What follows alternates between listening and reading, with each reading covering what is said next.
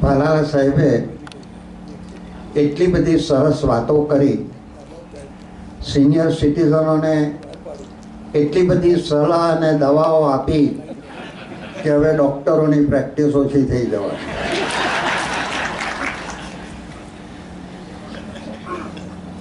ભાલાલા સાહેબે એ પણ વાત સરસ કરી કે if your children are good, you will have a very enjoyable old age. અને એ રીતે હું બહુ જ નસીબદાર છું કે મને મારા 3 બાળકો ભગવાને ખૂબ સરસ આપ્યા, અને તેથી જ આ ઉંમરે હું તમારી સમક્ષ આ રીતે ઊભો રહી શક્યો. ભાલાલા સાહેબ, તમારી ઘણી સૂચનાઓ જરૂર યાદ રાખીશ, ભવિષ્યમાં કદાચ કામ લાગે. વેલ,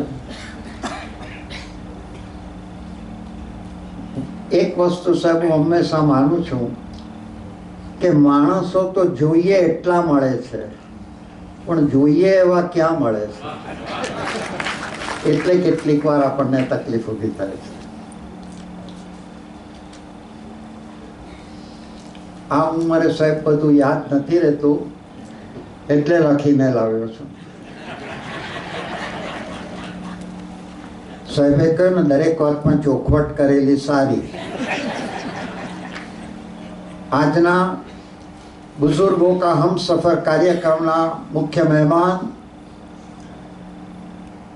જે કદાચ આવી શક્યા નથી એવું લાગે છે, પોલીસ કમિશનર સાહેબ તોમર સાહેબ, આજના મુખ્ય વક્તા, જેમના વક્તવ્યોને હું ખરા જીગરથી ચાહું છું એવા ભાલાલા સાહેબ, ફેમિલી ફિઝિશિયન એસોસિએશનના માનનીય પ્રમુખ શ્રી ડૉક્ટર હરેશ ભાવસાર, માનનીય મંત્રી શ્રી ડૉક્ટર વિનોદ પટેલ, સંકલન સમિતિના માનનીય ડૉક્ટર દીપક તોરાવાલા, ડૉક્ટર રમેશ જૈન, ડૉક્ટર દીપક મોદી, ઓલ ડૉક્ટર્સ. આ એસોસિએશનના આત્મા સમા માનનીય ડૉક્ટર જયેન્દ્ર કાપડિયા, સાર્વજનિક એડ્યુકેશન સોસાયટી અને સાર્વજનિક યુનિવર્સિટીના માનનીય હેન્ડસમ ડેશિંગ મારા પુત્ર જેવા ચેરમેન રાજેશભાઈ દેસાઈ, માનનીય દક્ષેશભાઈ ઠાકર, માનનીય ભરતભાઈ શાહ જે હમણાં જ ગયા, માનનીય પંકજભાઈ એટલો શીખ્યો, ઓકે, માનનીય ડૉક્ટર નિર્મલ ચોરારિયા સાહેબ, અને કદાચ ઉંમરમાં સૌથી મોટા આ ઓડિટોરિયમમાં હશે એવા mister Chandrakant contractor. Am I right? Yeah. પધારેલા young at heart senior citizens, મારા દીકરા નરેશ, મારા દીકરા હોર્મજ. હવે મારી વાત શરૂ કરું. વાલા દોસ્તો, સુરતમાં કદાચ જોવા જેવા સ્થળો ભલે ઓછા હોય, પણ મળવા જેવા માણસો ઘણા વધારે છે. આ રહ્યા બધા અહીંયા છે, અને જે મળવા જેવા માણસો છે તે સાચા અર્થમાં કહું તો આજે આ જ કેમ્પસમાં છે.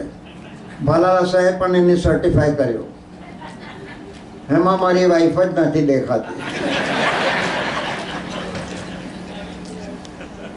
આજના શુભ દિવસે ફેમિલી ફિઝિશિયન એસોસિએશનના બુઝુર્ગો કા હમસફરના કાર્યક્રમની ઉજવણી, સવાસદીની ઉજવણી રાધર ડૉક્ટર્સ અને બુઝુર્ગોની વચ્ચે થઈ રહી છે, ત્યારે મારા જેવા યુવાનને ઘણું પ્રોત્સાહન મળે છે. આ એસોસિએશન મારા દિલની ખૂબ નજીક છે, કારણ કે ડૉક્ટર જયેન્દ્ર અને એમના ભાઈ નરેશ મારા દિલની ખૂબ નજીક છે. દોસ્તો, કોઈ વ્યક્તિમાં સરળતા અને સફળતા એક સાથે દેખાય તો તે વ્યક્તિ વંદનીય છે. અને એ હિસાબે ડૉક્ટર જયેન્દ્ર ડૉક્ટર દક્ષેશ, મારા મિત્ર રાજેશ અને અહીં પધારેલા તમામ ખરેખર વંદનીય છે. 31 વર્ષથી કાર્યરત આ સંસ્થા રક્તદાન શિબિર, મેડિકલ કેમ્પ માત્ર સુરતમાં જ નહીં, ગામડાઓમાં, મહારાષ્ટ્રમાં, મધ્યપ્રદેશમાં અને જાત જાતની જગ્યાએ કાર્યક્રમો કરે છે. ખાલી મેડિકલ કેમ્પ નહીં, ઘરડાઓને સંગીતને આઈ થિંક મ્યુઝિકલ ઓનલી ને, હા, નૃત્ય નહીં, તો આવા સંગીતમય કાર્યક્રમ યોજીને એ લોકોની જીવનને વસંતનો અનુભવ કરાવે છે. મને ડૉક્ટર જયેન્દ્રએ કહેલું કે યશદીભાઈ, ભાભીને જરૂર લાવજો, પણ કોની ભાભીને કેટલી ભાભી તેનો ઉલ્લેખ નહીં કર્યો. એટલે હું એમના જ ઘરે ગયો અને મિસિસ જયેન્દ્રને કહ્યું કે ભાભીજી તમે આવશો ને આજના કાર્યક્રમમાં? તો મને કે ના યશદીભાઈ, જયુએ મને ના કહ્યું છે, હું કીટી પાર્ટીમાં જવાની છું. પછી મેં મારા ભાઈની ભાભીને કહ્યું કે તમે આવશો ને કાર્યક્રમમાં? ટિકિટ રાખી નથી. તો ગુસ્સે થઈને મને કહે, you old man, you go alone, you કંજૂસ Marwadi, I will go to see Gangubhai Kathiawadi. આમ કરીને પિક્ચરમાં ચાલી ગઈ. આ એસોસિએશન અને ડૉક્ટર જયેન્દ્ર સાથે મને 2-3 યાદગાર કાર્યક્રમો ભાગ લેવાની તક મળેલી. ડૉક્ટર જયેન્દ્ર સાહેબ, તમને ચોક્કસ જ યાદ હશે, એકવાર પદ્મશ્રી ડૉક્ટર ગુણવંત શાહ સાહેબનું પ્રવચન રાખેલું ગાંધી સ્મૃતિમાં. આઈ ડોન્ટ નો હાઉ, પણ મને સ્ટેજ પર બેસાડી દીધેલો સાથે. મને થયું કે આ ક્યાં રાજા ભોજ ને ક્યાં હું ગંગુ તેલી, મને અહીંયા ક્યાં બેસાડી દીધો. એની સામે ઊભા રહેવાની બી મારી હિંમત નહીં ને મને બેસાડી દીધો. કાર્યક્રમ શરૂ થયો. ડૉક્ટર ગુણવંતભાઈએ તો અદ્ભુત લેક્ચર પણ કર્યું. તે પહેલાં હું 2-3 વાર વોશરૂમ પણ જઈ આવ્યો. ત્યાં માણસને આગળ આપણે શું બોલવાના, પણ ભગવાનની કંઈ કૃપા હશે તો પ્રમાણમાં હું સફળ રહ્યો. એવી બીજી તક મને મળેલી 11મી જૂન 2017. એમાં રાઈટ, જો તારીખ ખરી હોય તો. ખૂબ પ્રતિભાશાળી હાસ્ય લેખક અને એવા જ વક્તા સ્વર્ગસ્થ વિનોદ ભટ્ટનો કાર્યક્રમ ગાંધી સ્મૃતિમાં રાખેલો. સવારનો ટાઈમ હતો. ડૉક્ટર રઈસ મનિયાર અને ડૉક્ટર મુકુલ ચોકસી એ કાર્યક્રમના પ્રથમ ચરણમાં મારી સાથે હતા અને ક્વેશ્ચન્સ અને આન્સર્સ કરવાના હતા. મારા ભાઈ પણ સ્વર્ગસ્થ મહેરનોશ મારી સાથે હતા. It was a wonderful program. ને પછી અમે થોડી સ્કિટ્સ પણ રજૂ કરેલી. અને હું નસીબદાર કે આજે 125માં ફેમિલી ફિઝિશિયન એસોસિએશનના કાર્યક્રમમાં મને ભાગ લેવાની તક મળી. Thank you family physician association, thank you doctor Jayendra, thank you doctor Torawala સાહેબ, and thank you all the members of association. વડીલો, સામાન્ય રીતે જીવન નાટકમાં 3 અંક આવે. ભાલાલા સાહેબે તો બહુ સરસ વાત કરી. Life is a 3-act play, that is what I believe. અને દરેક અંકમાં ક્લાઇમેક્સ વધતી જાય ને વધવી જોઈએ દરેક અંકમાં. અને 3rd એક્ટ બહુ જ ઇમ્પોર્ટન્ટ, કારણ કે 2 બાજુ પર ધ્યાન આપવું પડે. એક સંસારમાં ને એક ભગવાનમાં. સંસારમાં ધ્યાન નહીં આપીએ તો ઘરવાળા નારાજ થાય. ભલાલા સાહેબે તો બધું બરાબર સમજાવ્યું. અને ઉપરવાળા પર ધ્યાન નહીં આપીએ તો તે નારાજ થાય. એટલે બંને બાજુ બેલેન્સ રાખવું પડે. એ 3rd એક્ટ તેથી બહુ ઇમ્પોર્ટન્ટ કહેવાય. અને એ બેલેન્સ રાખવા માટે મેં વારંવાર કહ્યું છે તેમ કે દોસ્તો, જીવનમાં થોડું જોયા કરજો, થોડું જતું કરજો અને થોડું જાતે કરજો. પરિવારની નાની બાબતને જો તમે મોટી કરશો તો તમારો પરિવાર નાનો થતો જશે. दोस्तों, बहुत दूर जाना पड़ता है ये देखने के लिए कि नजदीक कौन है. ક્યારેક એમ થાય છે કે કોની સામે હસું, બધા જ અંદરથી રડતા હોય છે. ક્યારેક એમ થાય છે કે કોની સામે રડું, બધા જ બિચારા બહારથી હસતા દેખાય છે. जिंदगी जीना इतना आसान नहीं है दोस्तों, जिंदगी जीना आसान बनाना पड़ता है. और वो कैसे? कुछ सब्र करके, कुछ बर्दाश्त करके और बहुत कुछ नजरअंदाज करके. वाला वडीलो, आपनो आ थर्ड एक्ट आ डॉक्टर साहेबोनी मददथी અને સંગીતના કાર્યક્રમોની મદદથી ખૂબ આનંદમય જઈ રહ્યો છે. એનું યશ હું ખરેખર ડૉક્ટર જયેન્દ્ર અને એમની ટીમને આપું. હું નમ્રપણે માનું છું કે પૃથ્વી પર દરેક આત્માને ભગવાન ફરજ સોંપીને જ મોકલે છે કે તારે નીચે જઈને આ જ કાર્ય કરવાનું છે. અને આ ડૉક્ટર સાહેબે એમની ફરજ સુપેરે બજાવી છે.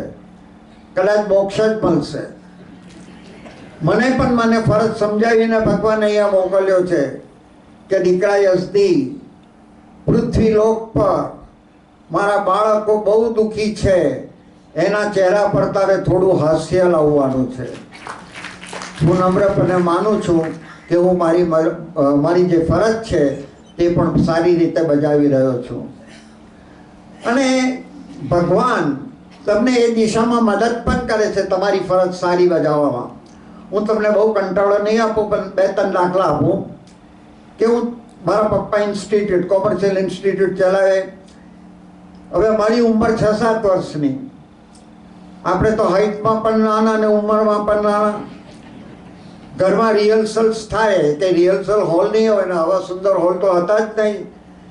નગીનચલ હોલ બુક કરવાનો ને મંડપવાળાને કહેવાનું થોડી ખુરશી ગોઠવી જાય ને 1-2 પડદા ગોઠવી જાય. લાઇટ ઇફેક્ટ બધું એવું બધું કંઈ જ નહીં. આ જે ટ્યુબલાઇટ ચાલતી હોય તેના પર ચલાવી લેવાનું. પણ મને હું પપ્પા પાછળ દોડ્યા કરું કે સારું મને કેમ કોઈ, મારા ઘરમાં રિહર્સલ થાય ને મને કોઈ તક જ નથી આપતું.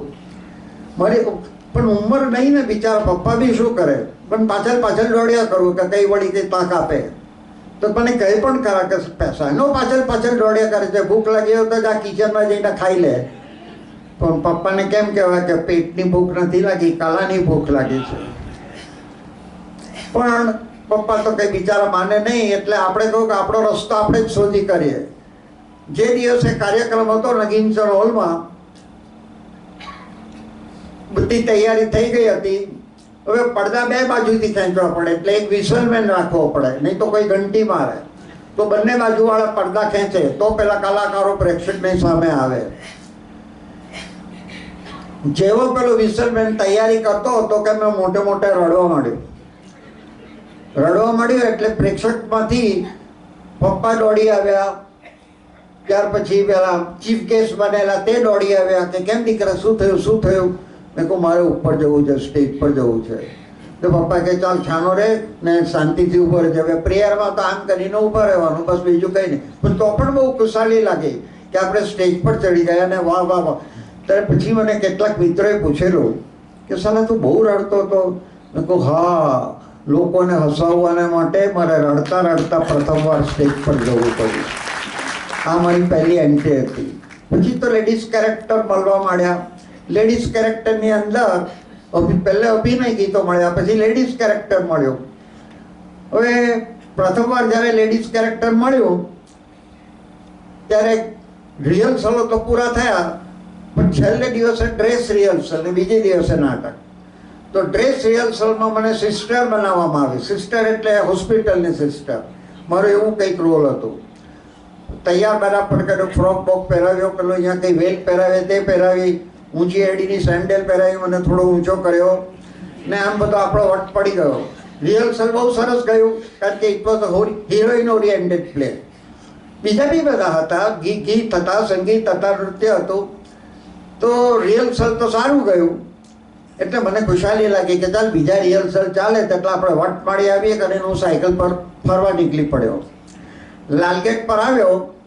હવે તે વખતની સ્ટ્રીટ લાઇટ આટલી પાવરફુલ નહીં, તો કે 2-4 ટપોરીઓ મારી પાછળ પડી ગયા. હવે એમ તો જો કે એ લોકોના હાથમાં કંઈ આવતા નહીં, પણ હું બહુ ગભરાઈ ગયો હું ગભરાઈને સીધો લાલગેટ પોલીસ સ્ટેશનમાં ભરાઈ ગયો. ત્યાં કાવસ દારૂવાળા સાહેબ હતા. તમે લોકો તો ઘણા ઓલ્ડ પેઢી તો જાણતા હશે. કાવસ દારૂવાળા ડીએસપી સાહેબ વેરી સ્ટ્રિક્ટ. તો મને કેમ દીકરી અહીંયા આવી? મેં કહું સર દીકરી નથી, દીકરો છું. કોણ? તું યસદી છું. ઢાળ દઈને એક તમાચો પહેલે ઠોકી દીધો. બેશરમ ના લાયક આવી રીતે ફરવાનું છે રસ્તાની અંદર. પછી મેં સમજાવ્યું કે સાહેબ હું તો રિહર્સલમાંથી ડાયરેક્ટ આવ્યો. વારું ચાલ કંઈ નહીં. મને જીપમાં પાછો રિહર્સલની જગ્યા પર મૂકી આવ્યા ને બિચારો કોઈ પોલીસ સાયકલ લઈને આવ્યો. ને મારા નસીબ એવા કે બીજે દિવસે કાવસ દારૂવાળા જ ચીફ ગેસ્ટ.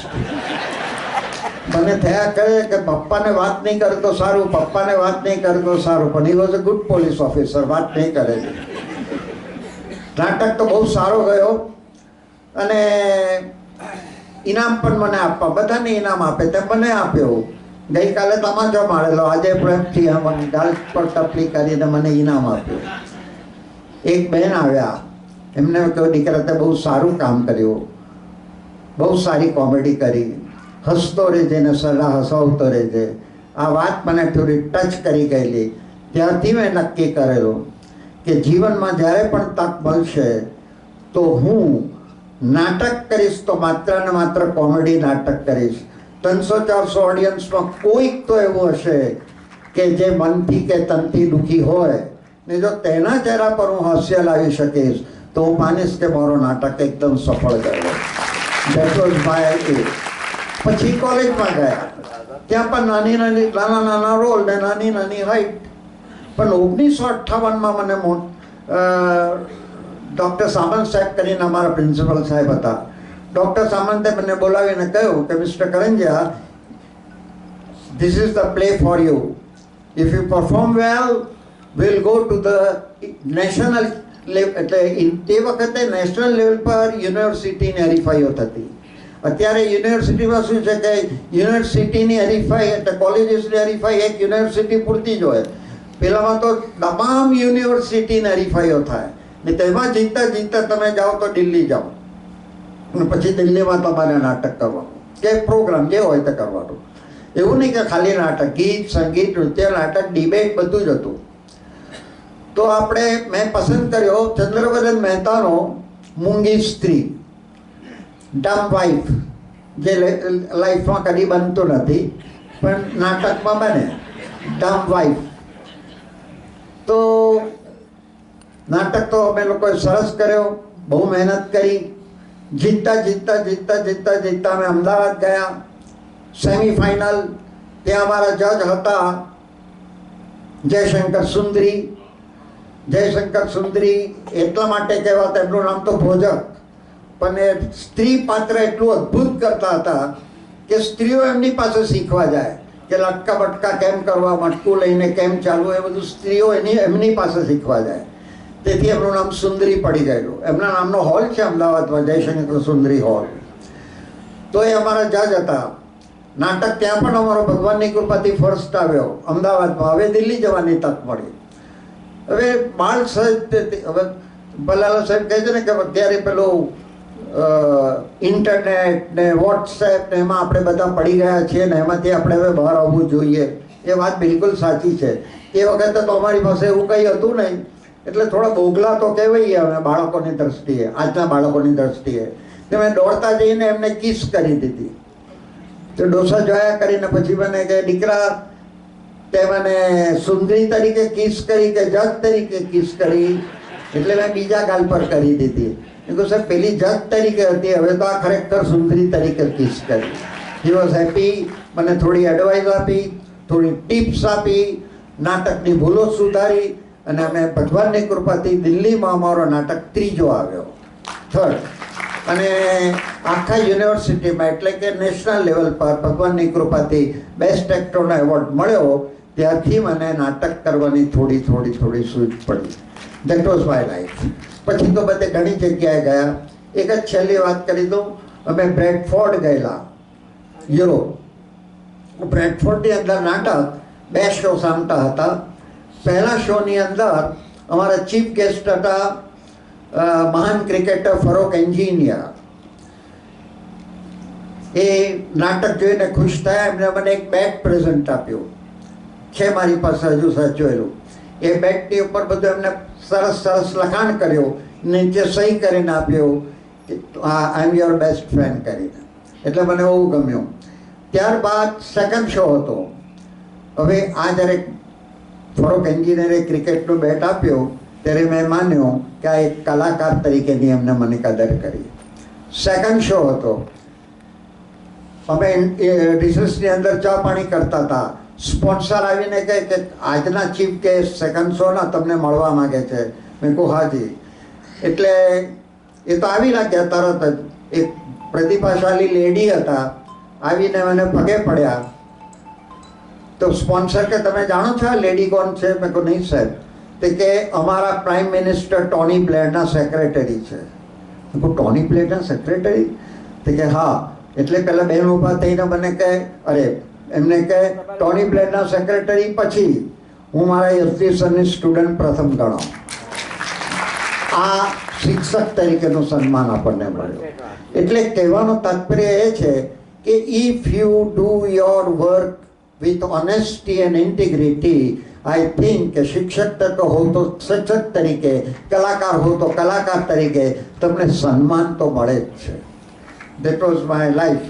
વધારે બલાવારા નહીં કરું. હું જાણું છું આપ થાકી ગયા છો. એક સરસ વાત તો કહેવાની, પણ બીજી વખતે કોઈ વખત કહીશ. જ્યોતિન્દ્ર દવે જ્યારે અહીં સુરત પધારેલા તે વાત પણ કોઈક વાર કરીશ જરૂર. એક છેલ્લી વાત કહી દઉં. કદાચ ઘણા જણા જાણતા હશે, અમારો એક નાટક છે કૂતરાની પૂંછડી વાંકી ને અમે એના ખરેખર અમે લગભગ 500 ઉપરાંત શો કર્યા. પણ ખરેખર એનું નામ તો હતું બિચારો બરજો, એનું નામ એ હતું. પણ પછી અમે એનું નામ બદલ્યું. એનું કારણ આટલું જ કે મેં એક વાત વાંચેલી, નાની વાત.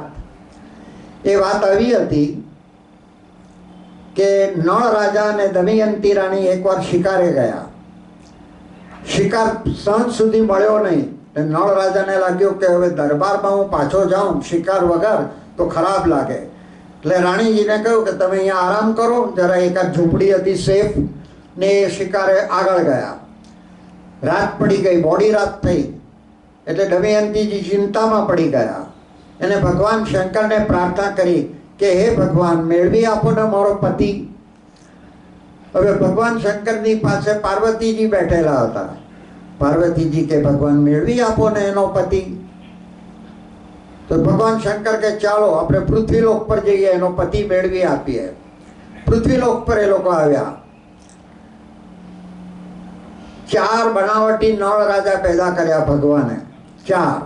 અને પેલા 5માને પણ પકડી લાવ્યા શોધીને. બધાને કહ્યું તમારે કાંઈ બોલવાનું નથી. પછી ભગવાન શંકરે દમયંતીજીને કહ્યું, હે સતી, હવે બતાવો 5માંથી કોણ છે તમારો સાચો પતિ. બધા એક સરખા હતા. દમયંતીજી જોયા જ કરે, જોયા જ કરે, જોયા જ કરે, મને બિલકુલ એક સરખા છે, કોણ હશે? ને પછી પોતાના પતિ જે ખરો હતો તેની પાસે જ પહોંચી ગયા કે આ જ મારો પતિ છે. હવે ભગવાન જ ગાયબ થઈ ગયા કે મેં તો બરાબર પણ એક સરખા બનાવેલા, તમને કેમ ખબર પડી ગઈ કે આ જ પતિ છે? કે ભગવાન એમાં શું મોટી વાત છે? આ 4 જે બનાવટી હતા ને તે સાલા ટીકી ટીકીને મને જોયા કરતા હતા. અને આ મારા વાલો છે ને એ ટીકી ટીકીને પાર્વતીજીને જોયા કરતો. કૂતરાની પૂંછડી વાંકી, તે વાંકી સતયુગથી ચાલતી આવતી વાત છે, એમાં અમારો કોઈ વાંક નથી. This was just in a lighter vein. Thank you very much. So many things, but I'm sorry there is no time as such. પણ દોસ્તો, ભલાલા સાહેબ કહ્યું તેમ હસના और हंसाना ये कोशिश है मेरी, हर कोई खुश रहे ये चाहत है मेरी, मुझे कोई याद करे या ना करे, हर अपने को याद करने की आदत है मेरी. સુખી જીવનની તરકીબ યાદ રાખજો. ભલાલા સાહેબે 2-3 ટ્રીક બતાવી, હું પણ કેમ રહી જાઉં. તો સુખી જીવનની તરકીબ આટલી જ છે: હૈયામાં પ્રીત, ગળામાં ગીત અને હોઠો પર સ્મિત. એ છે જીવન જીવવાની સાચી વાત. તો તમે ખરેખર સરસ જીવન જીવજો. અને મોતથી બચવું હોય, મૃત્યુથી બચવું હોય તો બીજાના હૃદયમાં જીવતા શીખો. બીજાના હૃદયમાં જીવવા માટે બીજાના હૃદયને જીતી લેતા શીખો. ભલે તમારું શરીર આ પૃથ્વી પર ન હોય, બીજાના હૃદયમાં તમે લાંબા લાંબા લાંબા સમય સુધી યાદ રહેશો. જેમ કે ગઈકાલે આંબેડકર જયંતિ ગઈ, એ 131 વર્ષની, એ આજે પણ કેમ જીવિત છે? કારણ કે બીજાના હૃદયમાં એ જીવિત છે. દેટ ઇઝ વોટ આઈ સે. હસતે રહો ગાતે, મારી માનીતી પંક્તિ છે, हंसते रहो गाते रहो गुनगुनाते रहो और आपके एसोसिएशन का नाम बढ़ाते रहो. ये जिंदगी रंगमंच है दोस्तों. यहाँ सबको नाटक करना पड़ता है. यहाँ माचिस की जरूरत नहीं रहती. यहाँ आदमी आदमी से जलता है. इसीलिए मैं कहता हूँ, ये जलना जलाना छोड़ो और हंसते रहो गाते रहो गुनगुनाते रहो, जिससे लोगों को पता न चले कि आप शादीशुदा हो. किसी की मुस्कुराहटों पे हो निसार, किसी का दर्द मिल सके तो ले उधार, किसी के वास्ते हो तेरे दिल में प्यार, जीना इसी का नाम है. फैमिली फिजिशियन एसोसिएशन इसी का नाम है. Thank you sir, thank you so very much.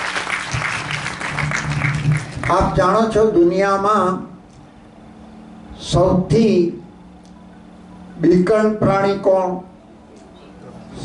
અથવા તો સૌથી વિકરાળ પ્રાણી કોણ? તો એ સિંહ છે. સિંહ સૌથી બીકણ પ્રાણી. એની પત્નીથી બહુ બીએ. તો જો તમે તમારી પત્નીથી બીતા હો તો હિંમતથી કહેજો હું સિંહ છું. Thank you. God bless you. સુખી રહેજો. આભાર યશદીભાઈ. આપ ત્યાં જ રહેજો.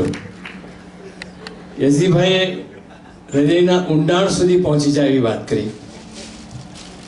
હું ડૉક્ટર ઇન્દ્રવદન શાહને સ્મૃતિચિહ્ન અર્પણ કરવા માટે વિનંતી કરું એ પહેલાં એક બે વાત. યશદીભાઈએ જેટલા પણ નાટકો કર્યા છે એની અંદાજે 2 કરોડ રૂપિયા જેટલી આવક એણે સમાજને સમર્પિત કરી છે. અને બીજી વાત,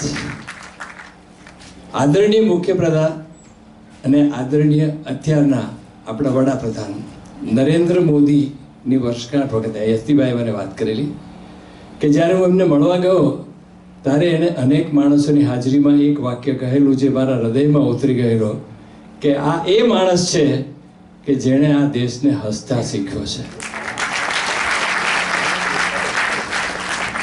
યશદીભાઈ, આપ આવ્યા અને અમારા વિશાળ ઉપસ્થિત વરિષ્ઠ નાગરિકોને કેટલીક ટિપ્સ આપી, તે બદલ આપનો ખૂબ ખૂબ આભાર. ડૉક્ટર ઇન્દ્રવદન, આપણે ખૂબ ખૂબ તાળીઓથી યશદીભાઈને વધાવીએ અને દર વર્ષે આપણને યશદીભાઈની આવી સુંદર વાણીનો લાભ મળતો રહે એવી આપણે ઈશ્વરને પ્રાર્થના કરીએ.